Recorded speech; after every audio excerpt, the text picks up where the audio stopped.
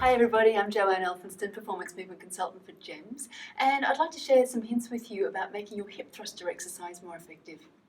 Now, a lot of people find this a really useful part of their programs, and they're hoping they're going to get some kind of carryover into functional hip extension. And by functional hip extension, I mean in things like your running, in your sport, in your lifting.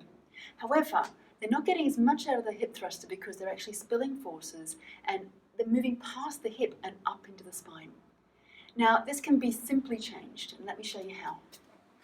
If you take up your basic position, and remembering, of course, that you'll be doing a hip thruster maybe with your shoulders on a bench or something else, but the principles are the same. We're going to start not from going up into the thrust, I'm going to start you from up and coming down to work out what the hip motion needs to be. So I'm going to invite you up into a straight hip position, and already at this point, what people do is they go past the hip and up into the spine. Now once you do that, yes, you're using your glutes, but you're also spilling forces up into your back. You'll be using your back a lot more and probably your hamstrings too. Now, very quick fix.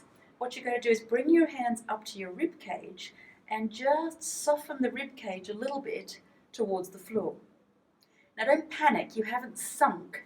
My hips are still straight, but now instead of pushing the forces up into my spine, I've actually got them focused right here. Now we're going to do something called a hip pop, just to get this motion really concreted into your mind.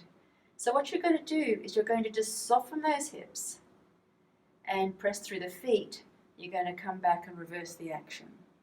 Notice that when I do that, I'm not pushing into my back. I'm going to re-soften this again.